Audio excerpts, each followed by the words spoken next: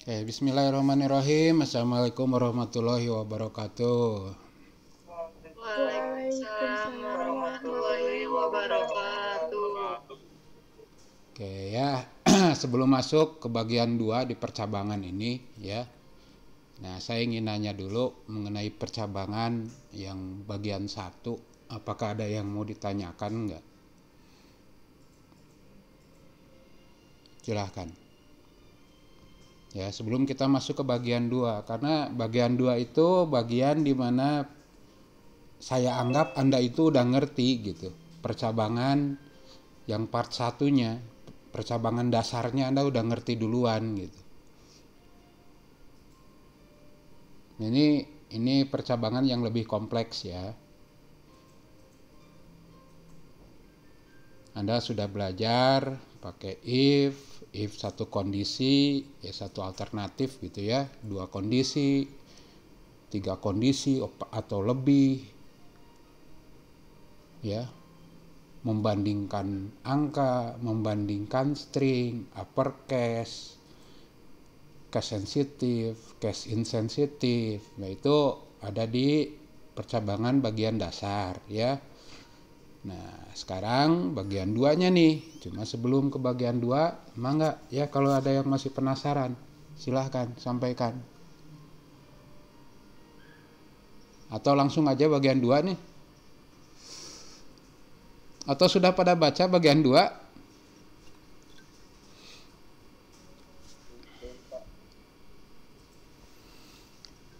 Oke, ya. Sepertinya ini nggak bakalan lama ya, karena materinya juga sedikit. Saya banyakin nanti di latihannya ya. Oke, percabangan dengan banyak kondisinya ya. Jadi terkadang dalam sebuah percabangan membutuhkan lebih dari satu kondisi. Ya, contoh ya. Ini sekedar contoh. Seorang anak akan mendapatkan hadiah dengan syarat. Seorang anak akan mendapatkan hadiah dengan syaratnya: 1, dia mendapatkan ranking 1, 2, dia mendapatkan nilai rata-rata lebih dari 8. Nah, dari contoh ini ada 2 syarat loh untuk mendapatkan hadiah. Nah, itu menandakan bahwa ya, percabangan ini membutuhkan 2 buah kondisi. Karena dia ngecek ranking 1 atau enggak, ngecek rata-ratanya lebih besar dari 8 atau enggak.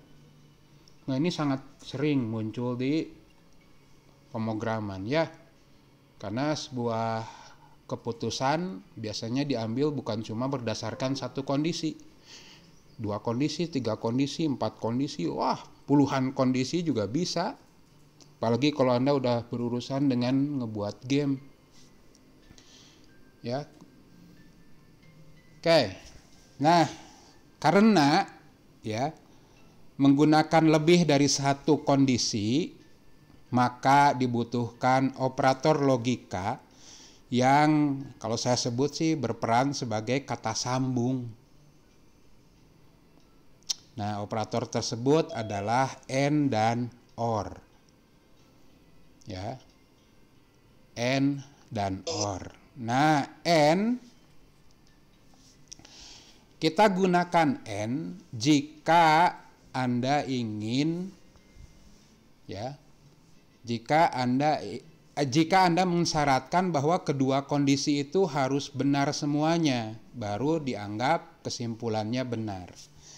Jadi berikut adalah tabelnya ya, ini tabel kebenarannya.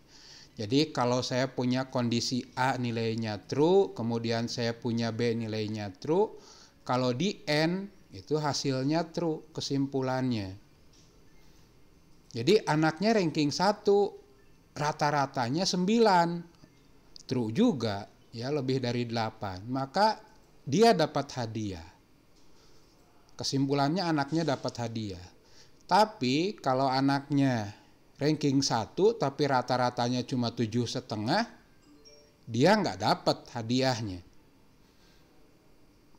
Nah, begitu juga dia rankingnya sih ranking 2. ya, dia dapat ranking 2, wah nilainya rata-ratanya 9. Tetap kesimpulannya tidak dapat hadiah karena syaratnya adalah syarat dan, ya, syarat N.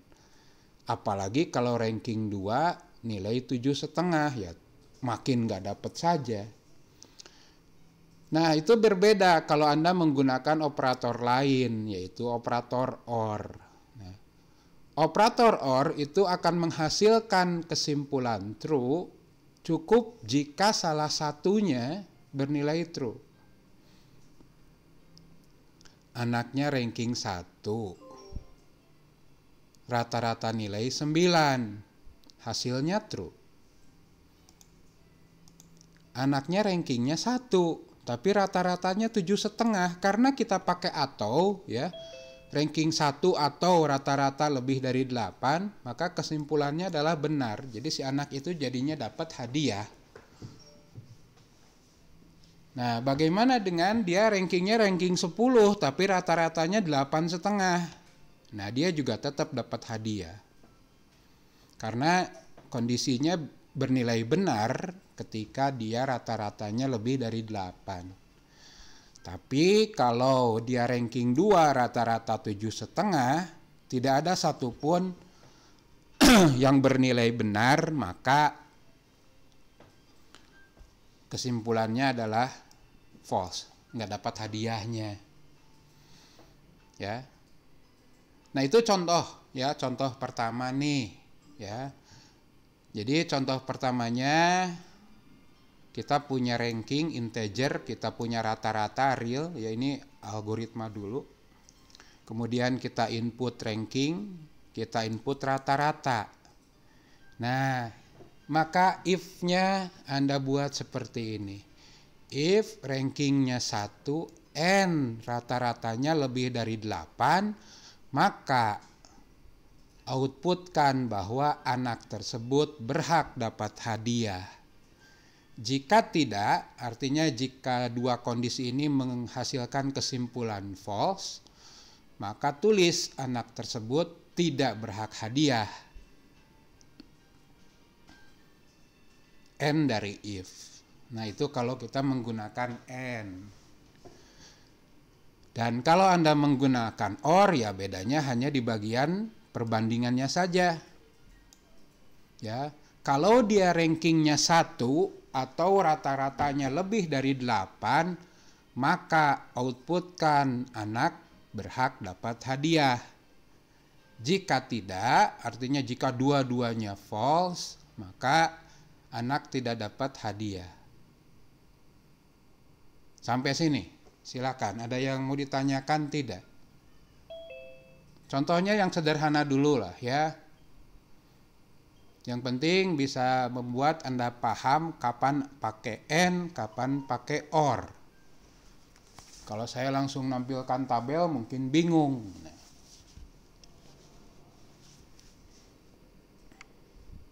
Oke, bagaimana contoh di Python-nya? Nah, pertama kita baca dulu ranking. Jadi integerkan hasil dari request input dengan prompt-nya rating. Kemudian tanya rata-rata, di-floatkan. Nah, kita buat seperti ini. If ranking sama dengan 1, N rata-rata lebih dari 8, maka print anak tersebut berhak dapat hadiah. Jika tidak, maka anak tidak berhak dapat hadiah. Nah, itu kalau kita menggunakan N. Ini kalau dieksekusi ya, rankingnya ranking 1, rata-rata 9,5. Ranking 1 berarti true. Rata-rata 9,5 berarti lebih dari 8, berarti true juga. Maka kesimpulannya anaknya berhak dapat hadiah. Berarti kesimpulannya pun true. Tapi gimana kalau dia ranking 1, rata-ratanya 7,5. Ranking 1-nya true, nilai rata-ratanya false. Karena 7,5 lebih kecil dari 8. Maka anak tersebut tidak dapat hadiah karena kesimpulannya adalah false. Begitu juga sebaliknya, rankingnya sih ranking 5. Ya, berarti false nih karena bukan ranking 1. Rata-ratanya 8,5. Lebih dari 8, true. Tapi karena kita pakai and, false di end dengan true, maka hasilnya false. Maka anaknya tidak dapat hadiah. Nah, begitu juga dengan ini, rankingnya 2, artinya bukan 1, false juga. Rata-ratanya 7,5, false juga. Ya, tidak ada satupun yang terpenuhi syaratnya. Maka kesimpulannya adalah false. Nah, berikut contoh kalau kita menggunakan or. Nah, saya jalankan rankingnya 1 benar, nilai rata 9,5, lebih dari 8 benar, anak berhak dapat hadiah. Kesimpulannya benar. Ya, jadi karena syaratnya terpenuhi, ya, dua-duanya malah terpenuhi, maka kesimpulannya benar. Artinya si anaknya dapat hadiah. Tapi kalau anaknya rankingnya memenuhi syarat, nilainya tidak, tetap dapat. Beda dengan N tadi. Ya, kalau ini tetap dapat karena ya salah satunya terpenuhi. Begitu juga sebaliknya nih, rankingnya sih ranking 5, cuma rata-ratanya 8,5. Nah, ada syarat yang terpenuhi, yaitu syarat nilai rata-rata lebih dari 8 terpenuhi, maka kesimpulannya dia berhak dapat hadiah. Nah, hanya jika dua-duanya false, maka kesimpulannya adalah false. Itu kalau kita menggunakan or. Ya, kalau or banyak true-nya nih, lebih banyak true-nya karena cukup salah satu aja yang terpenuhi.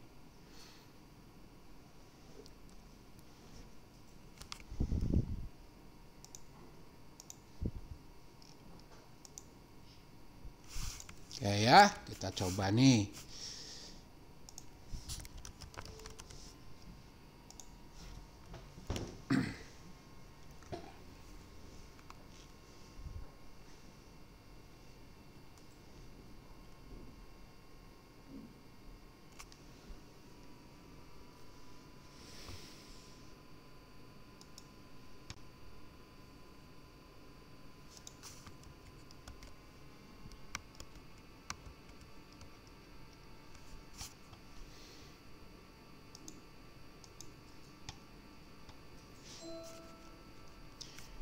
Oke, ini kita pakai yang N ya.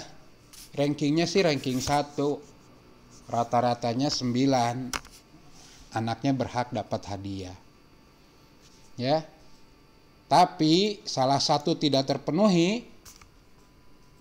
Ya. Rankingnya sih ranking 2. Rata-ratanya 9. Maka anaknya tidak berhak dapat hadiah. Tapi akan berbeda kalau kita menggunakan operatornya OR. Ya. Rankingnya sih ranking 2, tapi rata-rata 9. Maka anak tersebut berhak dapat hadiah. Silahkan, ada yang mau ditanyakan?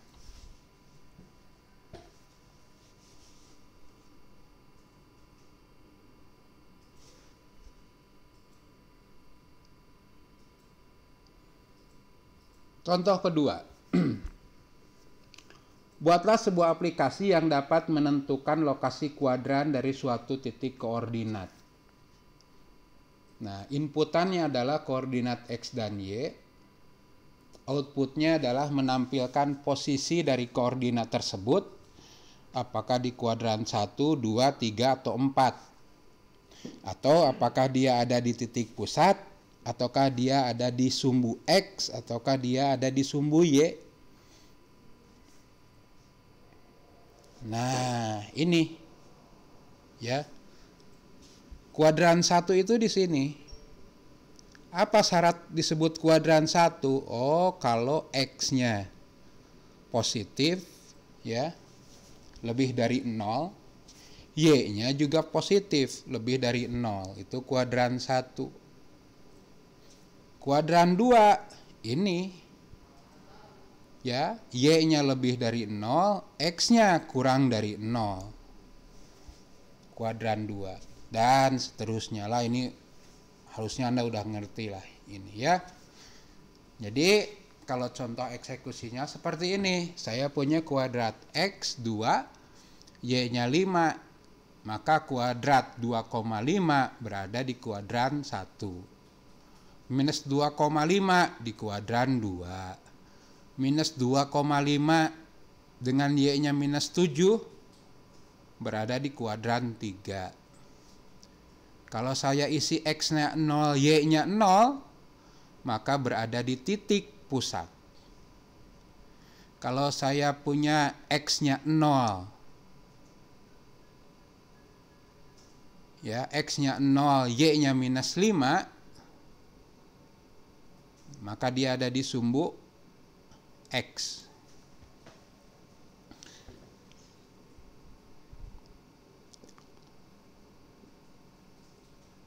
Nah, solusinya gimana? Nah, Anda bisa lihat, tahu tidaknya sebuah kuadran itu berdasarkan dua kondisi, yaitu nilai X dan nilai Y. Nah, maka Anda harus lakukan if seperti itu, ya. Ini versi algoritmanya, versi pseudocode-nya. Jadi saya punya X dan Y nilainya real, inputkan X dan inputkan Y. Kemudian ya kita buat if. Karena syaratnya harus dua-duanya terpenuhi, maka kita pakai dan. Jika X lebih dari 0 dan Y lebih dari 0, maka outputkan kuadran 1. Jika tidak, if lagi, karena kita masih punya banyak kemungkinan. Jika X kurang dari 0 dan Y-nya lebih dari 0, maka berada di kuadran 2. Else if X kurang dari 0 dan Y lebih kecil dari 0, maka berada di kuadran 3. Else if X-nya lebih dari 0 dan Y-nya kurang dari 0, maka di kuadran 4. Else if X-nya 0 dan Y-nya 0, maka berada di titik pusat. Dan jika X-nya 0, Y-nya tidak 0, maka berada di sumbu X. Dan jika X tidak 0 tapi Y-nya 0, maka berarti berada di sumbu Y. N dari if. Nah, itu versi algoritmanya ya. Ya, versi Python-nya juga nggak jauh ya. Saya input dulu untuk koordinat X. Karena input X itu selalu menghasilkan string, maka kita konversikan dulu ke float. Begitu juga dengan koordinat Y. Nah, kemudian kita tulis koordinat X dan Y berada di.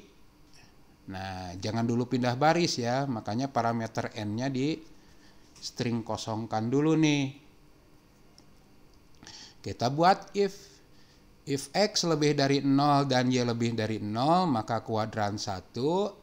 If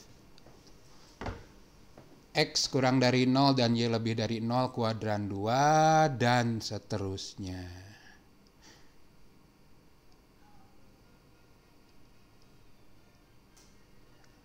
Enggak, silahkan. Ada yang mau ditanyakan tidak?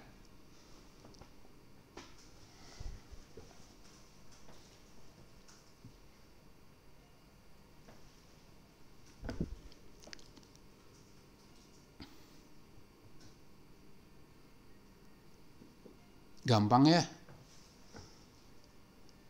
Contoh 3.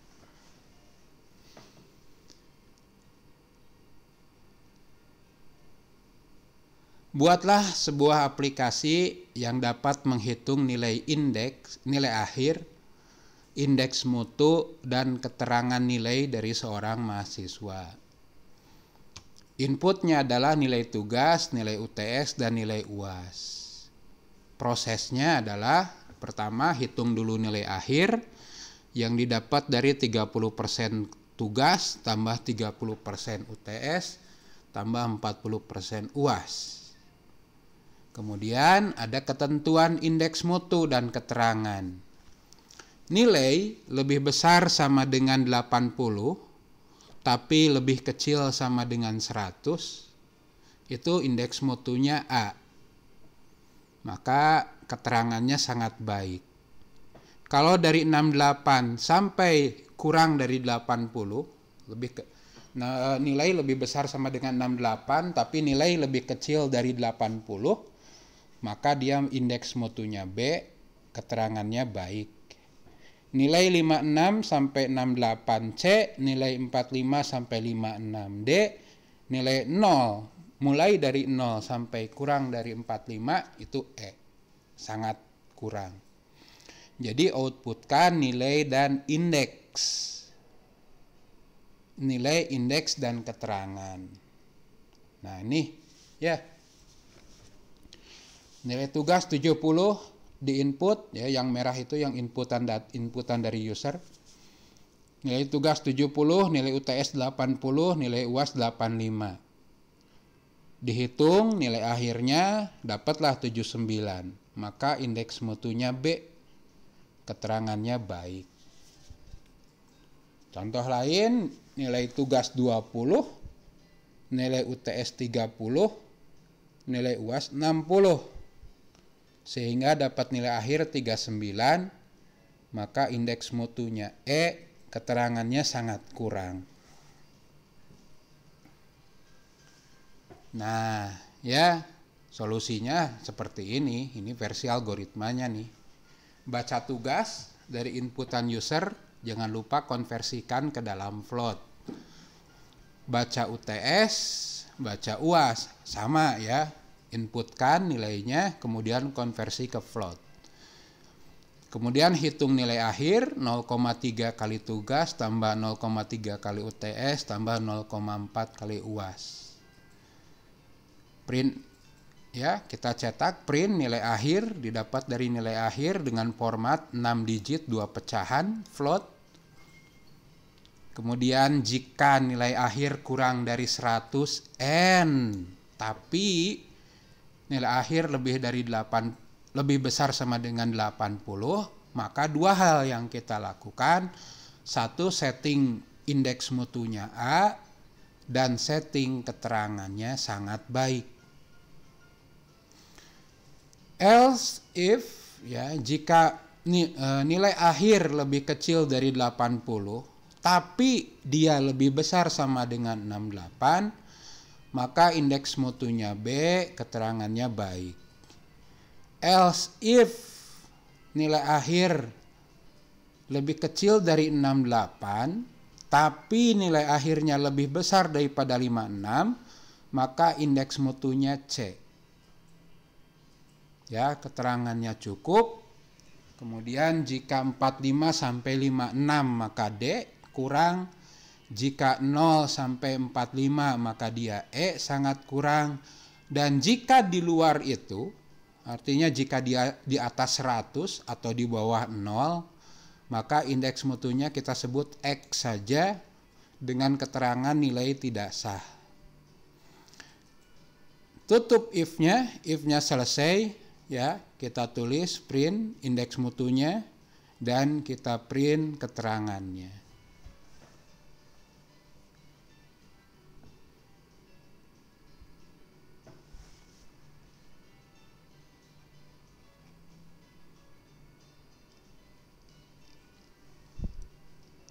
Oke, saya salah judul ya, di sini algoritma nyebutnya.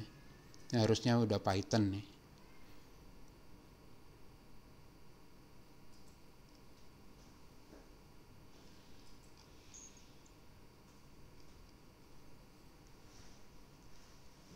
Oke, silahkan. Ada yang mau ditanyakan tidak? Kalau Anda memiliki sebuah ketentuan berupa range, nah itu biasanya Anda menggunakan N. Jadi nilai akhir lebih kecil sama dengan batas atasnya N, ya, nilai akhir lebih kecil sama dengan batas bawahnya berapa. Nah, disambungkan dengan N. Nah, cara ini berlaku ya. Anda gunakan di Pascal seperti ini, Anda gunakan di C seperti ini, Anda gunakan seperti ini juga di Java.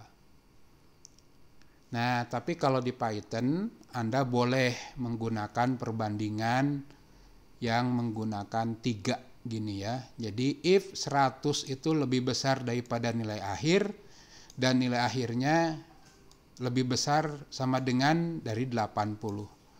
Jadi nulis variabel nilai akhirnya nggak 2 kali gitu ya. Ini kayak kita nulis di matematik lah, kayak kita nulis range di matematik nih. Nah, ini di Python support ya. Kalau di bahasa lain nggak seperti itu. Error biasanya ya. Karena itu membandingkan hasil perbandingan dengan angka. Biasanya boolean dibandingkan dengan angka hasilnya tidak cocok tipenya. Nah, ini cara lain menuliskan range ya. Selain pakai N, Anda juga boleh nulis seperti ini. Silahkan kalau ada yang mau ditanyakan. Ada yang nulis. Nah, ada yang nanya nih. Kalau satu kondisi ada N sama OR, boleh enggak Pak? Nah, buat apa satu kondisi pakai N sama OR? Ya. Oke, ada pertanyaan nih ya. Saya tuliskan di sini deh.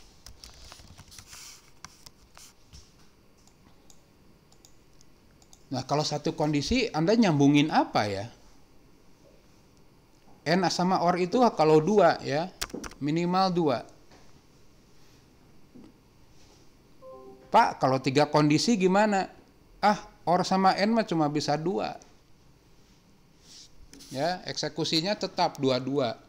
Jadi kalau ada kondisi 1, di N dengan kondisi 2, di N dengan kondisi 3, sebenarnya yang dilakukan 2-2. Ya, kondisi 1 di N dulu dengan kondisi 2. Nanti hasilnya baru di N dengan kondisi 3. Ya, jadi seakan-akan N itu bisa banyak kondisinya. Sebenarnya cuma bisa 2. Ibarat Anda punya plus juga cuma bisa 2, nggak bisa 3. Anda nggak bisa ngejumlahin 3 angka sekaligus. 2 plus 3 plus 5, nggak bisa. Yang dilakukan adalah 2 plus 3 dulu, dapat 5, hasilnya 5-nya dipluskan lagi dengan yang ketiga. Ya, jadi cukup 2. Ingat, if juga cuma bisa 2. Kalau benar ngapain, kalau salah ngapain. Gimana kalau kita punya alternatif banyak? Ya tinggal dicabangin lagi else-nya.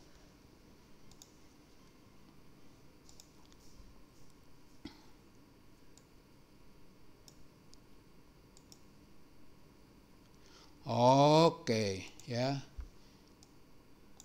Nah, kalau ini beda lagi, ya. Kalau 2 kondisi ada, N sama OR boleh Pak. Misalkan di if-nya pakai N, sedangkan di elif-nya pakai OR, bebas, silahkan. Ya. Sesuaikan dengan kebutuhan.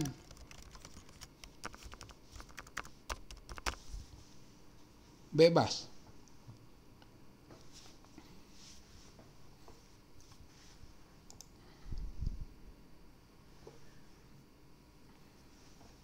Silahkan, ada lagi yang mau ditanyakan?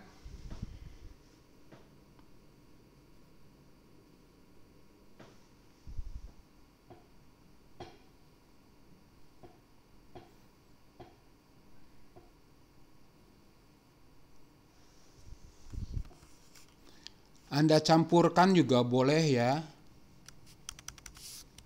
If A lebih dari sekian, N A kurang dari sekian, or ya, or apa gitu ya, silahkan ya, nggak masalah, sesuaikan dengan kebutuhan.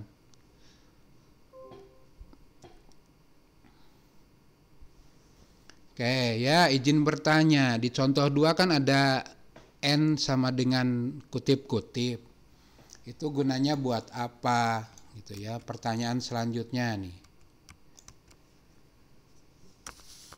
itu dibuat agar setelah print tidak pindah baris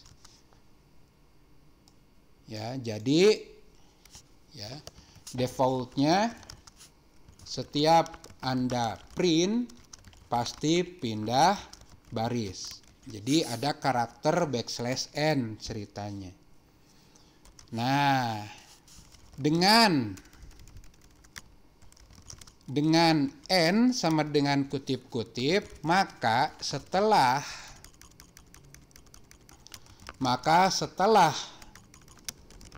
menulis print, pindah barisnya diganti string kosong. Jadi tetap berada di baris yang sama. Oke, saya contohkan ya.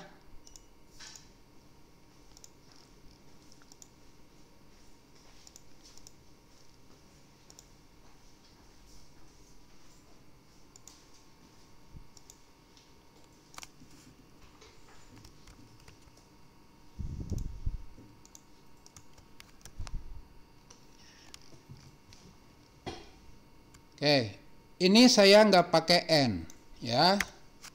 Artinya printkan koordinat X berada di, maka dia akan langsung enter. Ya, lihat sebelah sini 5, 7. Maka hasilnya adalah koordinat 5, 7 berada di, pindah baris dulu ke bawah. Baru nulis kuadran 1. Tapi kalau Anda ganti N-nya bukan dengan pindah baris, tapi dengan kutip-kutip,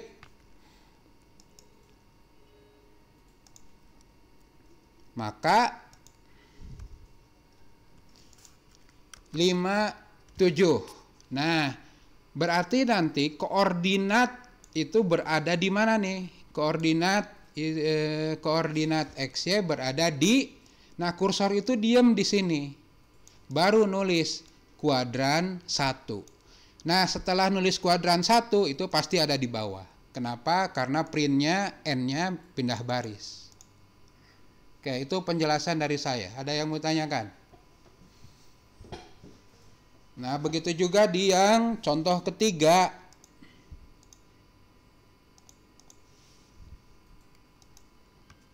Enggak ya, contoh ketiga enggak. Contoh ketiga setiap nulis pindah baris, setiap nulis pindah baris. Baca lagi ya bagaimana input dan output. Ya, baca lagi materi input dan output. Itu ada di sana dijelaskan kok.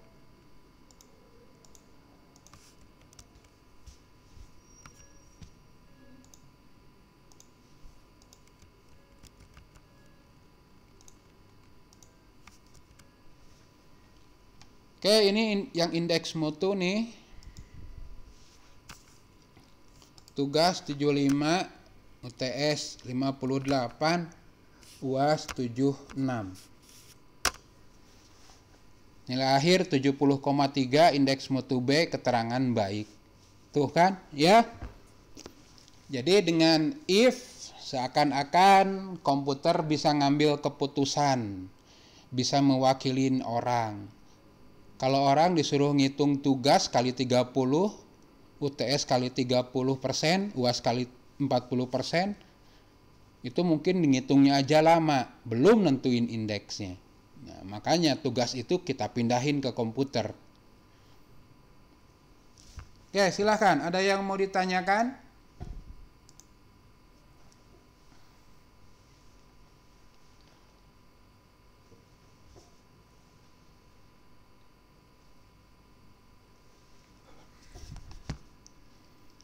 Oke, selanjutnya operator not. Selain and dan or, operator logika juga ada yang namanya not. Nah, operator ini digunakan untuk membalikan sebuah nilai boolean. Ya, jika Anda mempunyai variabel atau nilainya true, maka jika not true akan menghasilkan false. Ya, kalau di Indonesiain kita punya benar dan salah. Disebut enggak benar berarti salah. Disebut enggak salah itu berarti benar. Ya, begitu juga dengan sebaliknya, jika Anda mempunyai nilai false, jika di not false maka akan menghasilkan true. Jadi membalikan nilai dari boolean. Contoh,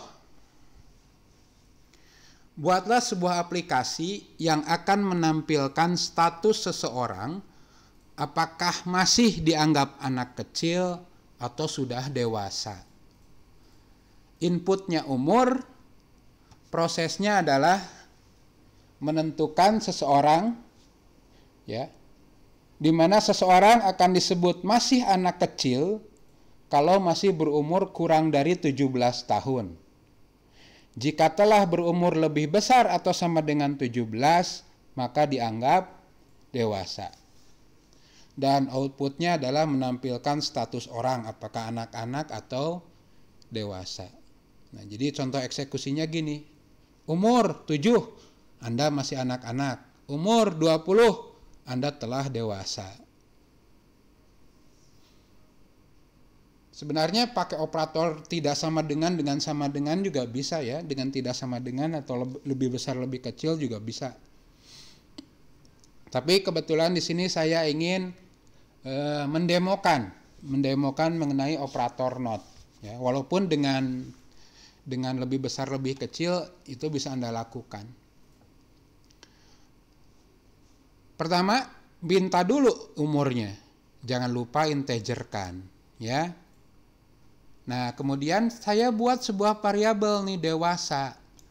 Variabel dewasa itu diisi dari perbandingan apakah umurnya lebih besar sama dengan 17. Nah, ini agak tricky dikit ya bagi programmer pemula ini agak bingung. Dewasa sama dengan umur lebih besar daripada 17. Jadi kalau umurnya diisi 10, nah, di sini nanya nih, 10 lebih besar sama dengan 17? Ya, karena enggak, maka akan mereturnkan false. Tapi kalau umurnya 20, di sini itu akan perbandingan nih. Apakah 20 lebih besar sama dengan 17? 20 lebih besar daripada 17? Benar. Maka nilai benar akan masuk ke dewasa. Versi panjangnya gini, versi panjangnya ya. Versi panjangnya, if umur ya lebih besar sama dengan 17, maka dewasa diisi dengan true, ya. Else dewasanya sama dengan false. Jadi 4 baris ini sebenarnya bisa cukup diwakili dengan 1 baris ini. Makanya saya sebut tadi agak tricky untuk pemula. Tapi belajar lihat hal seperti itu karena banyak sekali digunakan untuk yaitu ya ngehemat baris tuh. Ya kecuali Anda digajinya per baris ya. Oke, nah ya di sini saya tulis nih if not dewasa. Nah, jika tidak dewasa artinya tidak lebih besar sama dengan 17. Jika tidak dewasa maka Anda masih anak-anak. Else dari not dewasa berarti kalau dewasa ditulis Anda sudah dewasa. Silahkan, ada yang mau ditanyakan tidak? Oke, saya demokan dulu ya.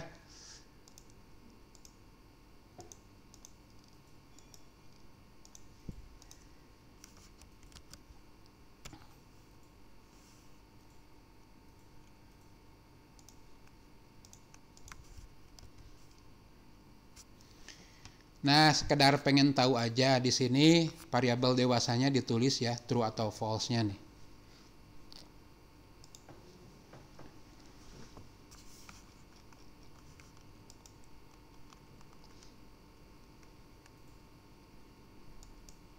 Oke. Kalau saya isi umurnya adalah 20 tahun, maka ini adalah 20 lebih besar daripada 17, true. Maka true akan masuk ke dewasa. Tuh, dewasanya nilainya true. Nah, di sini di not dari true apa nih? False, karena dia false. True ya, di not jadi false. Ya, artinya jika dia tidak dewasa, boleh diganti ya dengan if dewasa sama dengan false. Jika dewasa sama dengan false, maka tulis Anda masih anak-anak. Jika tidak, maka Anda sudah dewasa. Nah, saya jalanin lagi nih. Kalau umurnya cuma 10 tahun. Umur 10 tahun dewasanya berarti false. Nah, maka yang muncul karena not dewasa alias dewasanya false, maka ditulis Anda masih anak-anak. Nah, itu contoh penggunaan not.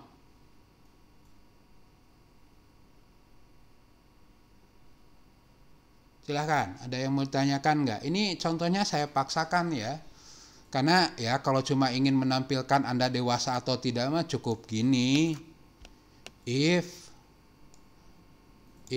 umur lebih kecil daripada 17, maka Anda masih dewasa. Else, Anda sudah dewasa. Nah, tidak lebih kecil dari 17 berarti lebih besar sama dengan 17. Maka ya. Sebenarnya seperti ini. Tapi karena materinya saya nerangin not, nah di sini dipakainya ya. If not dewasa, if not kalah, if not menang gitu. Mangga, silahkan, ada yang mau ditanyakan tidak?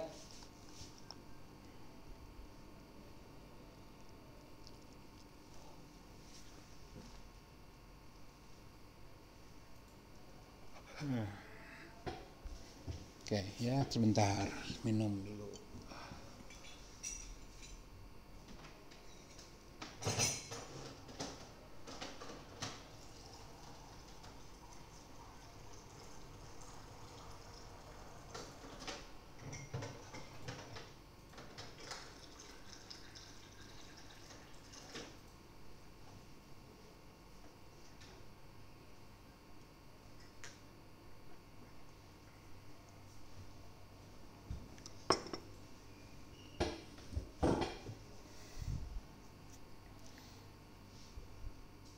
Oke, silahkan. Ada yang mau tanyakan tidak?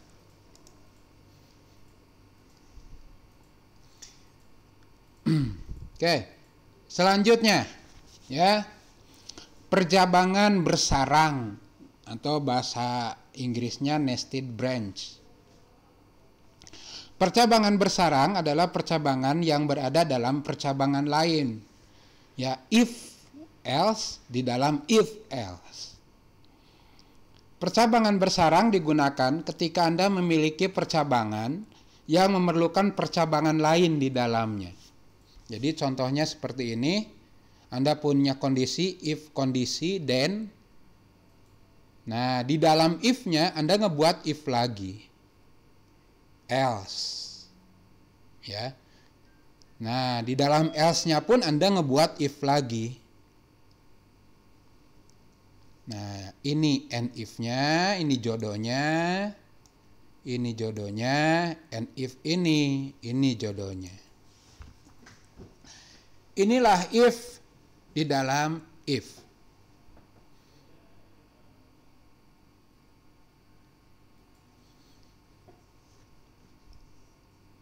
Contoh kasus.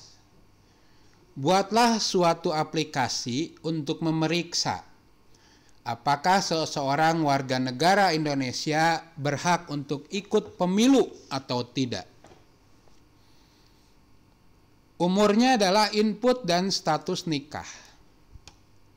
Status nikah hanya ditanyakan ketika umur masih di bawah 17 tahun. Ya kalau udah 17 tahun mah mau nikah atau belum, udah boleh ya ikut pemilu. Tapi kalau dia umur di bawah 17, tanya umurnya, tanya status nikahnya. Jadi tidak semua orang ditanya status nikah. Hanya untuk yang umurnya di bawah 17 tahun. Jadi prosesnya adalah menurut undang-undang, ya, menurut undang-undangnya ini, seorang warga negara Indonesia boleh ikut pemilu jika telah mencapai umur 17 tahun atau sudah menikah. Ya, jadi Pak 15 tahun, tapi kalau udah nikah boleh loh ikut pemilu, itu aturannya. Outputnya adalah menampilkan status seseorang boleh atau tidaknya ikut pemilu.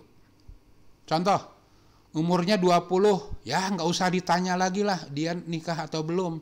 Oke dah, Anda boleh ikut pemilu. Nah, sekarang contoh, umur Anda berapa? 16. Nah, kalau 16 tanya, menikah belum? Belum? Anda belum boleh ikut. Contoh selanjutnya, umur berapa? 15. Udah menikah? Sudah. Anda boleh ikut pemilu. Oke, ada yang mau tanyakan? Dari sini Anda lihat, status menikah ditanyakan kalau umur kurang dari 17. Karena kalau udah 17 tahun mah dia ikut pemilu gara-gara udah punya KTP.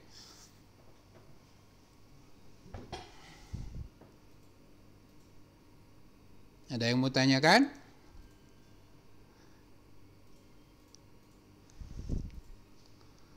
Contoh, ini di algoritma ya, saya punya umur integer, saya punya menikah karakter. Input umur, kemudian periksa if umur kurang dari 17 maka tanya dulu menikah atau belum. Nanti periksa if menikahnya sama dengan Y, maka Anda boleh ikut pemilu. Jika tidak, Anda nggak boleh ikut pemilu. Nah, if yang dalam sudah selesai. If yang berada di dalam udah selesai. Ini else-nya. Else dari if luar. Jika enggak lebih kecil sama dengan 17, berarti lebih besar sama dengan 17, maka dia dapat ikut pemilu. Enggak harus nikah dulu. Lebih dari 17 tahun ikut pemilu. Nah, itu di algoritmanya. Ya, ini and if ini, and dari if yang ini. Bagaimana program Python-nya? Sangat sederhana ya. Pertama, tanya dulu umurnya. Integerkan, jangan lupa. If umur kurang dari 17, maka tanya menikahnya. Menikah didapat dari input menikah yang kemudian datanya di upper. If menikahnya sama dengan Y, maka Anda boleh ikut pemilu. Jika tidak, maka Anda tidak boleh ikut pemilu. Else, nah ini else yang ini, if-nya. Ini else yang dalam. Maka Anda boleh ikut pemilu. That's it, itu materi hari ini. Silakan kalau ada yang mau ditanyakan.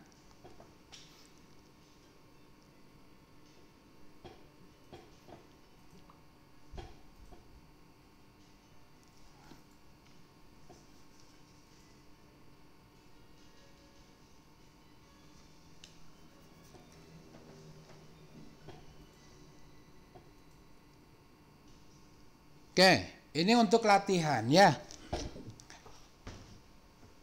Ini untuk latihan Anda. Latihan pertama adalah buatlah sebuah program yang akan memeriksa apakah suatu tahun adalah tahun kabisat atau bukan. Inputannya adalah tahun, prosesnya adalah ngecek sebuah tahun kabisat atau enggak. Saya ingin ngebenerin nih, ya. Orang Indonesia biasanya nganggap tahun kabisat adalah tahun yang habis dibagi 4.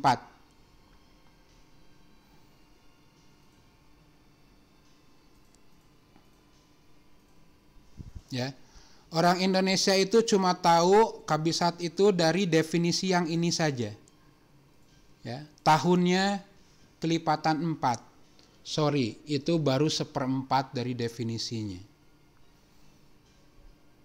Kenapa? Karena tahun 2100 itu habis loh dibagi 4. 2100 itu kelipatan 4. Tapi dia bukan kabisat. Ini buktinya, ya. Saya cari sebagai bukti saja nih. Ya. Saya nyari 2100. Nah, 2100 bulan Februari ternyata cuma sampai 28 nih. Padahal 2100 itu habis dibagi 4. Itu tandanya bahwa definisi kabisat orang Indonesia banyak yang salah.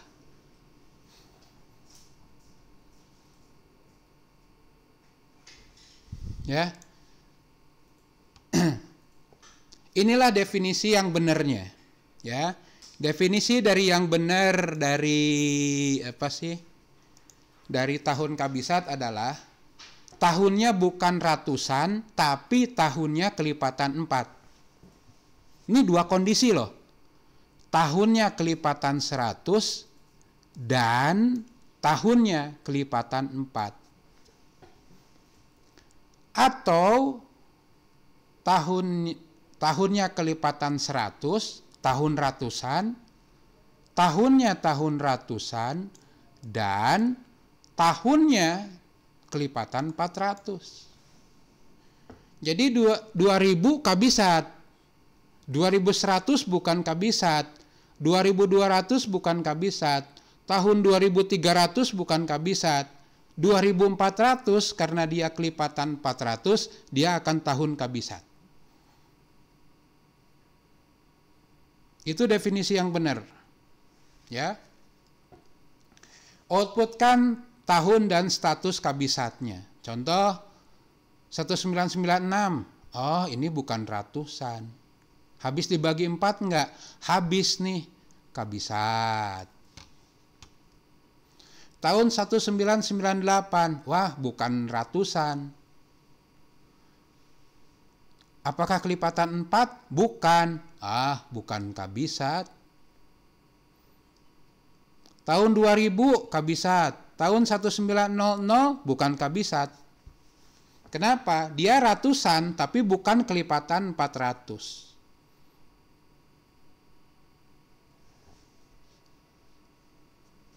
Oke ya, silahkan dicoba ya. Saya nggak ngoding sekarang ya. Saya ingin Anda coba mulai sekarang ngoding sendiri. Bingung, error, kita diskusikan besok di praktikum.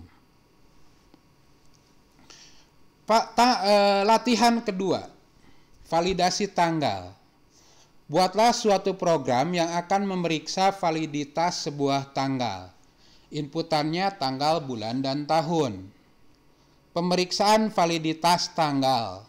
Prosesnya adalah pemeriksaan validitas tanggal, di mana tanggal disebut valid jika bulannya berisi 1 sampai 12, tanggal berisi 1 sampai tanggal maksimum bulan, di mana tanggal maksimum bulan adalah 31 untuk bulan 1, 3, 5, 7, 8, 10, 12, 30 hari untuk bulan 4, 6, 9, 11, dan 28 hari untuk bulan Februari. Kecuali kalau tahunnya kabisat, maka tanggal maksimumnya adalah 29. Outputkan status validitas tanggal, apakah valid atau tidak. Contoh, tanggal 20 bulan 1 tahun 2020. Apakah antara 1 sampai 31? Benar. Apakah bulannya 1 sampai 12? Benar. Tahunnya? Benar. Maka tanggal 20 bulan 1 tahun 2021 adalah tanggal yang valid. Oke, tanggal 30 bulan 2 tahun 2021. Tanggalnya valid nggak? Bulan 2. Bulan 2 mah cuma sampai 28 hari. Ini 30. Nggak valid nih. Bulannya mah bener 1 sampai 12. Tahunnya bener. Maka ini bukan tanggal yang valid. Tanggal 29 bulan 2 tahun 2020. Nah, karena 2020 tahun kabisat, maka bulan 2 batasnya 29. Nah, ini tanggal 29, maka dianggap valid.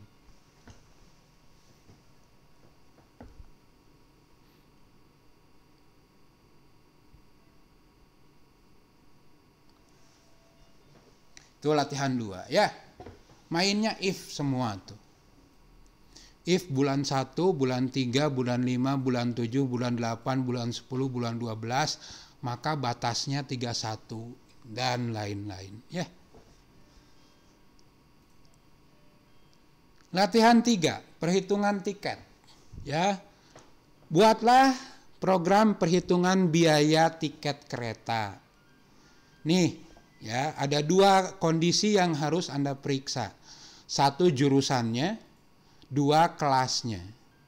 Jakarta Ekonomi harganya 100.000, Yogyakarta Ekonomi 200.000, Surabaya Ekonomi 300.000 tiketnya. Dan seterusnya ya. Ini harganya harga ngarang, udahlah ya. Yang penting mah dibedakan saja. Inputnya adalah jurusan, kelas, banyak tiket, dan kode voucher. Nah, kode voucher hanya ditanya untuk yang Yogyakarta Ekonomi dan Surabaya Eksekutif. Proses cari harga tiket, hitung subtotal, diskon, dan total bayar. Diskon diberikan sebesar 10% jika mengisi kode voucher promo. Ya, jadi ada voucher isinya promo, maka dia bakal dapat diskon 10%. Jika nggak ada itu, maka diskonnya nggak punya. Outputkan harga tiket, subtotal, diskon, dan total. Contoh, kode kota 1, 2, 3, 1 Jakarta, 2 Jogja, 3 Surabaya. Milih 1. Wah, Jakarta nih dipilih. Pilih kelas. Oh, kelas 3. Oh, eksekutif nih. Banyak tiket 2. Nah, maka ketahuan nih harga tiketnya 700.000, subtotalnya dikali 2 jadi 1.400.000, diskonnya 0, total bayarnya 1.400.000. Contoh kedua, ya, kode kotanya 2, dia ke Yogyakarta. Kelasnya 1, dia ekonomi. Banyak tiketnya 3. Nah, karena dia Surabaya Ekonomi, karena dia milih Surabaya Ekonomi, Yogyakarta itu 2, ekonomi itu 1, maka tanya, kode vouchernya apa nih?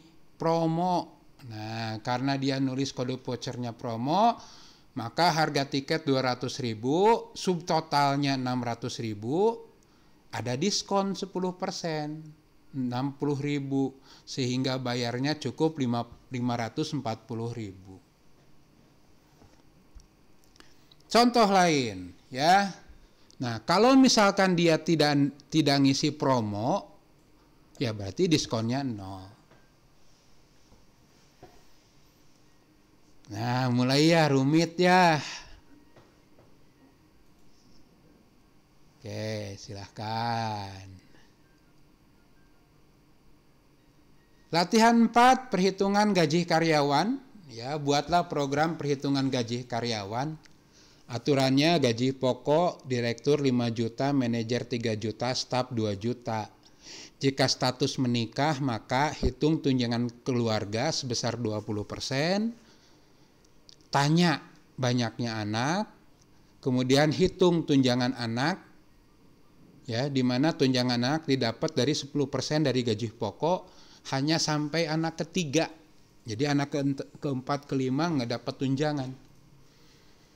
Gaji kotor adalah gaji pokok plus tunjangan keluarga plus tunjangan anak. Kemudian pajak adalah 10% dari total gaji kotor. Ya. Jika status tidak menikah, ya, jika status tidak menikah, maka tidak menikah pajaknya 10%, tapi jika sudah menikah pajaknya berkurang jadi 5%. Aturan dari mana, Pak? Ngarang itu mah ya. Total pendapatan, total gaji kotor dikurangi pajak. Kurangi ya, jangan ditambah. Contoh, namanya Acep, jabatan manajer, nikah tidak. Tidak nikah ceritanya. Maka gaji pokoknya 3 juta sebagai manajer, tunjangan keluarga 0, tunjangan anak 0, nggak usah ditanya berapa anaknya karena dia tidak menikah. Gaji kotornya 3 juta, pajak 10% 300, maka gaji bersihnya 2.700.000. Selanjutnya Budi, direktur, menikah iya. Nah, karena menikah ditanya berapa anaknya? 5. Maka dapat gaji pokok 5 juta, tunjangan keluarga 20%. 20% dari 5 juta adalah 1 juta. Tunjangan anaknya. Ya, tunjangan anaknya dapat berapa nih? 10% dari gaji pokok 500.000. Tapi karena anaknya 5 dihitung 3. Jadi hanya 1.500.000, hanya dikali 3. Sehingga gaji kotornya adalah 5 juta tambah tunjangan keluarga 1 juta tambah tunjangan anak 1,5 juta, jadi 7,5 juta. Pajak, nah karena udah menikah pajaknya cuma 5%, 375.000, sehingga gaji bersihnya 7.125.000.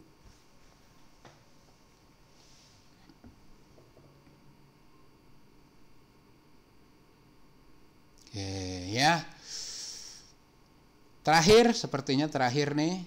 Buatlah suatu aplikasi permainan, ya, permainan gunting kertas batu yang dimainkan oleh manusia dan komputer. Nah, kalau gunting lawan gunting, draw. Gunting lawan kertas, gunting yang menang. Gunting lawan batu, batu yang menang. Ya, tahulah gituan ya.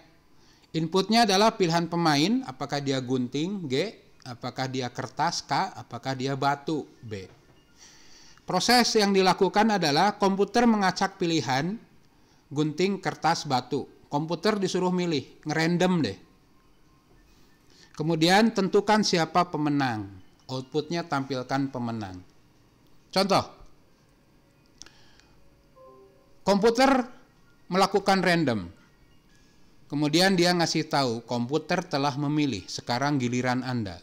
Pilihan Anda apa? Nah, milih K. Ternyata komputer tadi milih gunting. Berarti komputer menang. Tulis, komputer menang, manusia kalah. Oke, ya. Gimana kalau gini? Komputer ngerandom. Nggak dikasih tahu randomannya apa. Ya. Kemudian pilihan Anda apa? Nah, manusianya milih gunting. Kebetulan komputer juga milih gunting, maka tidak ada yang menang. Draw. Komputer telah memilih, sekarang giliran Anda. Pilihan Anda apa? Batu. Ternyata komputer milih gunting, maka Anda menang, manusia yang menang. Nah, bagaimana modalnya? Nah, modalnya bagaimana membuat komputer untuk merandom pilihan, Anda gunakan ini. Ya, nih buktinya ya. Saya akan demokan di Idle biar lebih interaktif.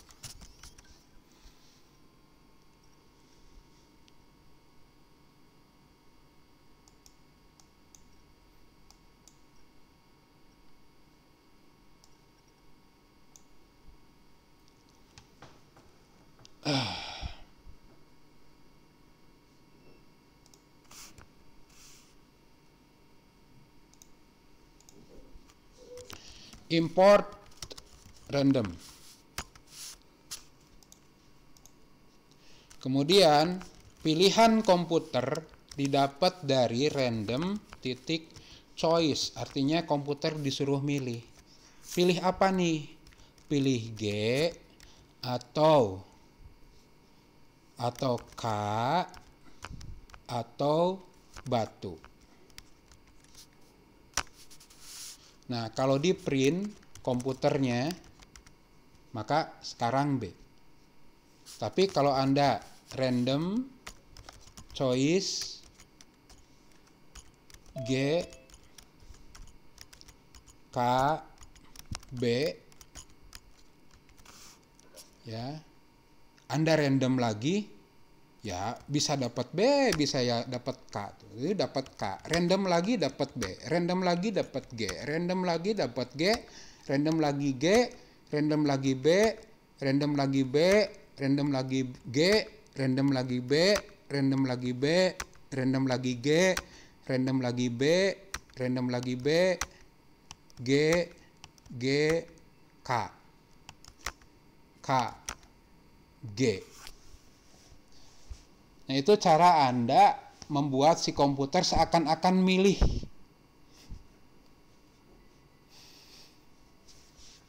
Nah, tinggal bandingkan if komputernya G, N. Nah, komputernya di G nih. Anggaplah ini komputer nih. Anggap ini orang. Manusia. Nah, jika komputernya gunting, manusianya gunting, maka draw. Jika komputer gunting, manusianya kertas, maka menang komputer.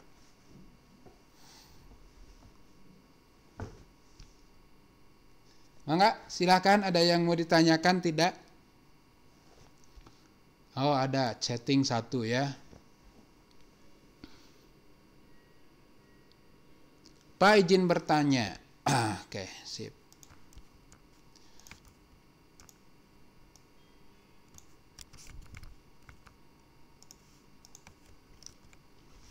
Pak izin bertanya, apakah pada percabangan bersyarat ini setiap if harus diawali dengan else, atau boleh if yang ada di dalam if saja yang diakhiri dengan else, atau boleh juga keduanya? Boleh pakai else, mau tidak pakai else boleh. Ya, mau if kondisi 1 then, ya, di sini if kondisi 2 then. Ya, statement atau perintah. Boleh gini juga. Dua-duanya nggak ada else boleh. Oh, yang ada else cuma yang dalam. Nggak masalah, silahkan. Jadi else ini milik dari yang dalam, bukan milik dari yang luar. Lihat levelingnya. Lihat indentnya. Nah, kalau Anda giniin, justru gini else milik if yang pertama. Boleh. Ya.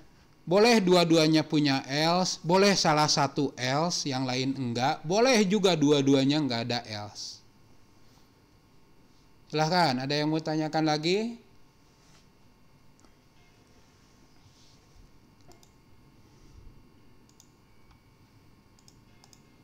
Dicoba ya yang latihannya.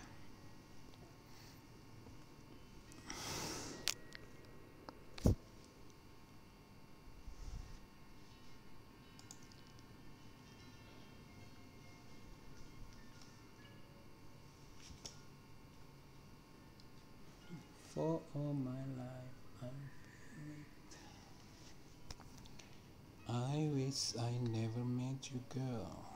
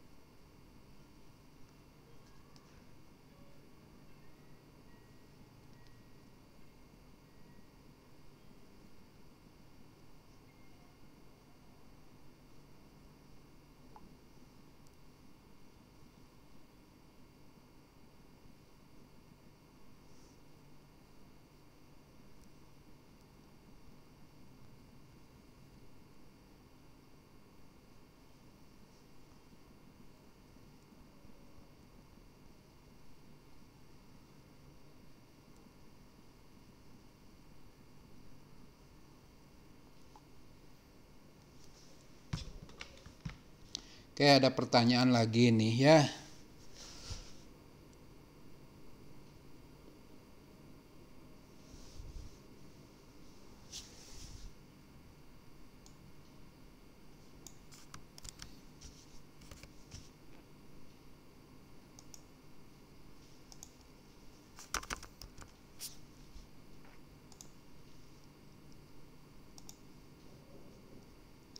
Apa itu saya mau nanya radian itu apa ya?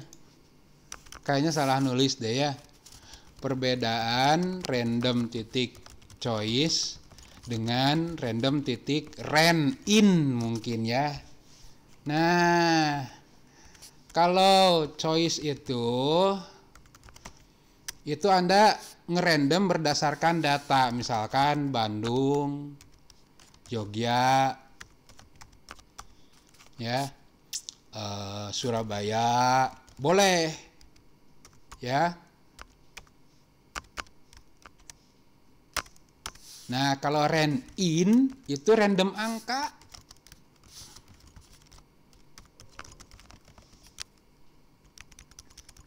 Ya, lihat ya di sini.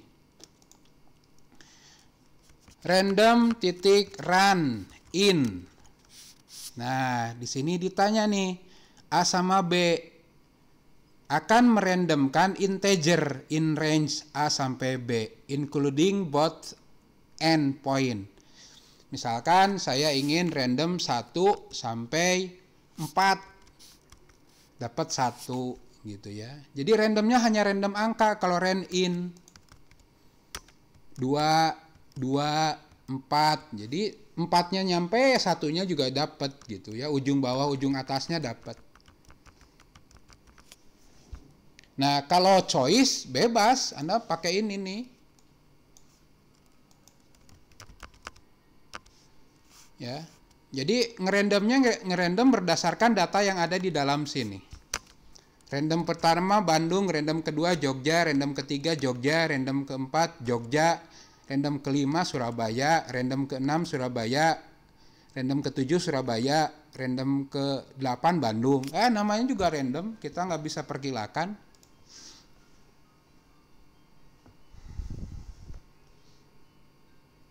Ya, nah kalau random ran in itu random integer, ya. Masih ada random yang lain ya. Random titik. Tuh, ada random in, random, ada random range, ada range, ada seed dan lain-lain ya. Contoh random.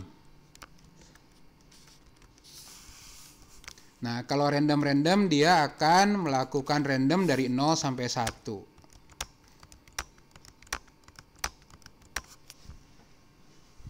Pecahan dapatnya ya.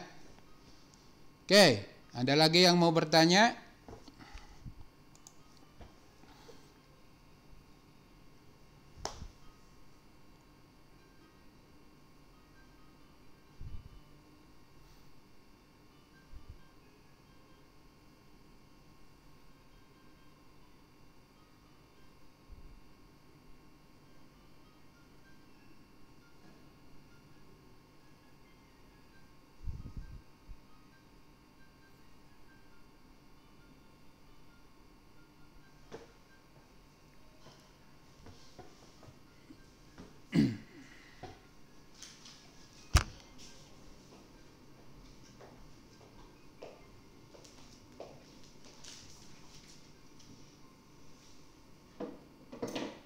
Oke, jika tidak ada pertanyaan lagi, saya akan tutup perkuliahannya.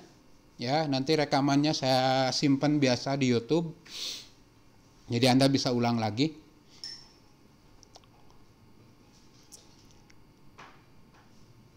Oke, saya tutup perkuliahannya. Kita ketemu lagi di praktikum. Terima kasih atas perhatiannya. Assalamualaikum warahmatullahi wabarakatuh. Waalaikumsalam warahmatullahi wabarakatuh. Ya.